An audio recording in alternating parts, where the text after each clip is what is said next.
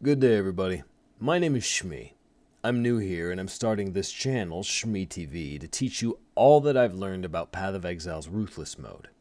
I played this game for hours and hours, back when killing Dominus opened a portal to the Twilight Strand. But I got burned out. I took a long break, and now it's Ruthless mode that's completely pulled me back in. I spent about the last month and a half of Crucible League doing everything I could to learn about how classes are balanced differently, how builds function differently in Ruthless, and I even ended up developing a trick for the Ruthless Atlas. I'll be making a video teaching you all that trick shortly after Ancestor League launches. But for today, I've got the best Ruthless League starter build I know of that I've had experience playing. Last league, I played this as a Hierophant. Even then, I regretted it, and I thought I should have gone Inquisitor. But with the Ascendancy changes, there's no question now. If you want a nice league starter build that can actually make a deep endgame push, please try the Storm Brand Inquisitor. The central strength of this build, and why I swapped from Hierophant to Inquisitor, is the Ascendancy Inevitable Judgment. In Ruthless, any elemental-based starter build is going to struggle as soon as they get into high enemy resistances in tier 5 to 10 maps. Standard League players easily overcome this with support gems, but in Ruthless they're drop only and you can't rely on them. Inevitable Judgment allows us not only to bypass monster resistance entirely, but to do so by picking up a different damage mechanic. From the level 70 build alone, you're going to end up with approximately 50% crit chance on your Storm Brand. In terms of defense, at level 70, you get a pretty solid 159% increased maximum life, 124% increased armor, and you have access to more of both.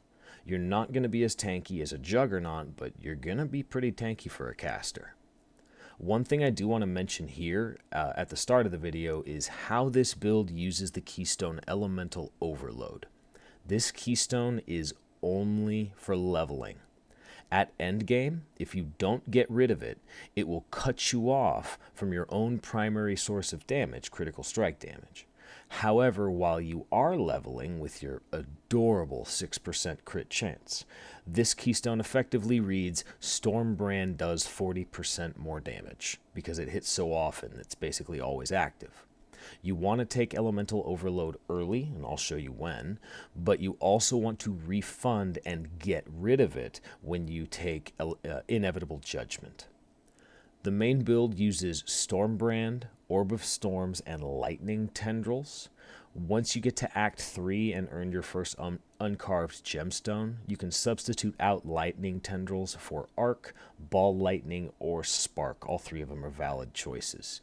Do know that you start with a level 1 skill gem for those skills, but you get so much damage out of Orb of Storms and Storm Brand, the transition is actually pretty easy. If you want to play the Storm Brand Inquisitor, your first step is to create a farm witch and take her as far as completing the Breaking the Eggs quest in the Mudflats. This will give you Fireball, Raise Zombie, and Orb of Storms. Head back to town and put everything in your stash. Don't forget about your flasks.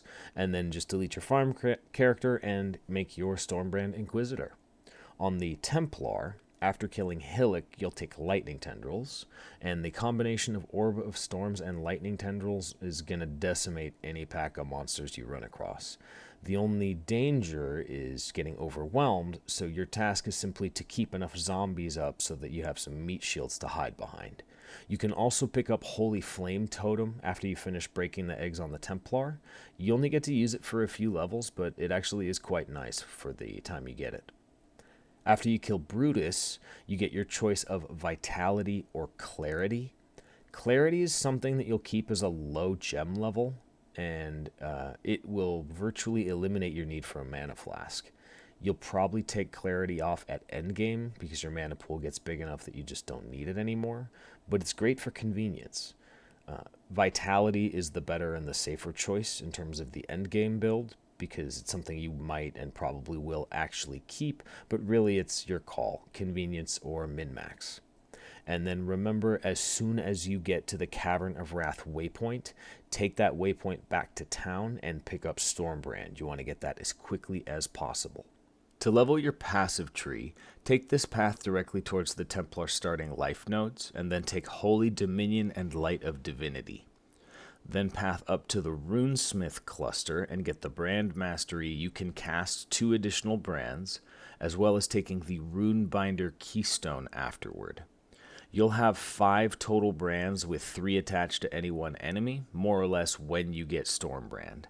But just know you may invest into Storm Brand a bit before you get it. Afterward, you path up to Elemental Overload, and you take it. If you're struggling with life, you can take the Purity of Flesh cluster, as well as the plus 50 to maximum life mastery.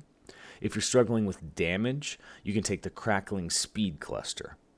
Otherwise, your goal is to path all the way down to Unwavering Stance as quickly as possible.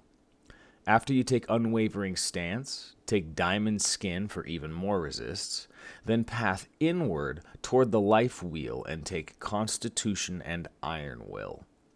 The last step to finishing your pathing is to path over between Cruel Preparation and Lightning Walker, and at this point, your pathing is pretty much done. Everything you have to do from here is developing and filling out everything that you see on that level 70 skill build. So if you want a link to click through this PoE planner and you know exactly what skill points those are, go ahead and check the link in the description.